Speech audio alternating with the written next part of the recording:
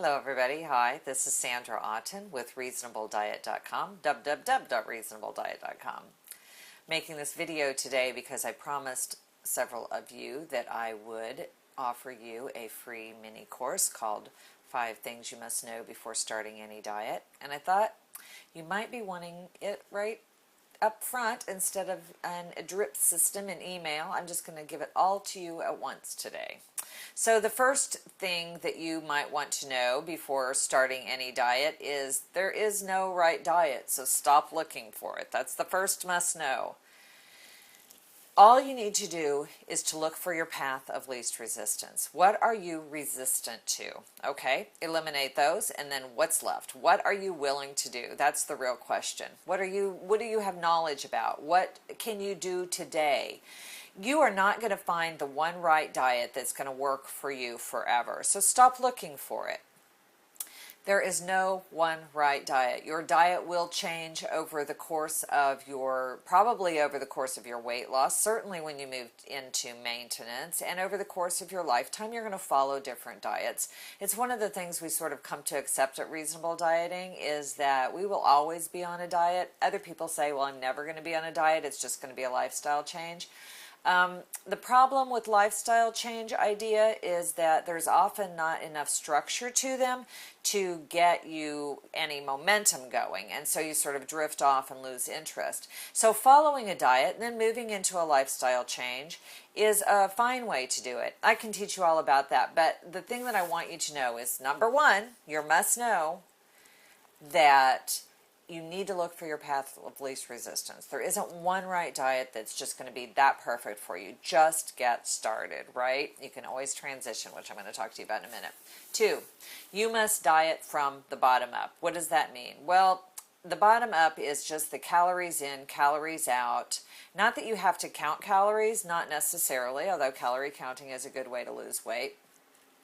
But the bottom up, how are you going to move your feet and fill your belly? The planning and preparation, the ins and the outs. That's going to contrast with number 3, which is you must diet from the top down.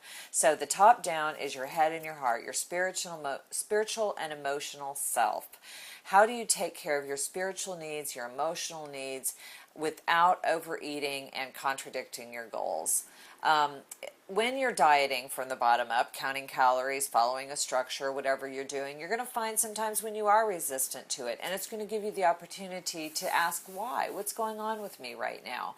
And that's the top down part of it. So the bottom up part works with the top down. They don't work alone. You must do both. All right?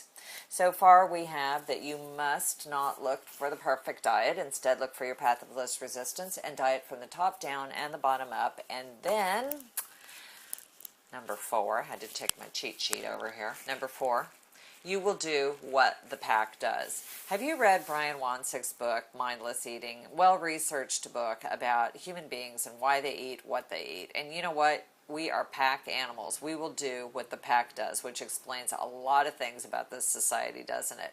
But the thing that I want you to remember about that is not that you need to break up with your family and friends and join a different society, but that while you're in this society, you need positive, healthful influences. So make sure that you are getting the support that you need, because it is not easy to change everything about your diet and your lifestyle when it comes to eating. You will do what the pack does unless you are programming yourself in a different way to do something different. So keep that in mind. And then the final 5th thing is it's about transitions, that you will be making transitions throughout your dieting. Transitions from being on vacation to off vacation, coming back from vacation, transitions from when you're feeling more motivated to less motivated, transitions from the summer to the fall. Your diet changes from the summer to the fall. Circumstances change, and you're going to have nothing but you have transitions in your life. That's just the way our life is, and our diet has to be able to transition with them. Not that you don't need some structure to follow. I'm going to teach you all about that, but that you do need to acknowledge that there's going to be these transitions in your life. And so that kind of loops us back to the first one, that you're not going to be following the same diet for the rest of your life. So don't be looking for that perfect diet. You're going to have to learn how to handle the transitions, right? Okay, and just one more thing about that is that in reasonable dieting, we do that by learning to stay checked in, not checking out. If you need to go on vacation, fine, make a plan for it, but don't check out while you're there. You can have indulgences anytime you want, and even if you do check out, how can you get checked back in quicker so that you do the stay most easily on your path, on your journey toward what you want, which is to be more energetic, more healthful, and just have more integrity with regard to your diet, your life, and your overall well-being. I know this is true. I hope I can meet you on that path. You know that I have groups starting very soon. And if you go to the Class and More page, you can find out about that. Or if you just go to reasonableddiet.com/20, it will tell you all about my program, lose 20 pounds in 12 weeks or your money back. That's right, it's a mouthful there. So it's the lose 20 in 12. That means by Thanksgiving, you will have lost 20 pounds or your money back, 100% of your money back if you haven't lost any of the weight. Which is not going to happen, by the way. I have very much faith in my ability to motivate you, to get you to move, to get you to where you want to be. And I hope you will join me on the journey. You have nothing to lose. I know that if I could guarantee you that you're going to lose this weight, you would pay the money in a heartbeat. And that is what I'm telling you, that you have nothing to lose with this. Leave it up to me. All you have to do is show up and I'll get you motivated. I have a lot of energy to share, and I have faith in my groups and faith in my coaching abilities.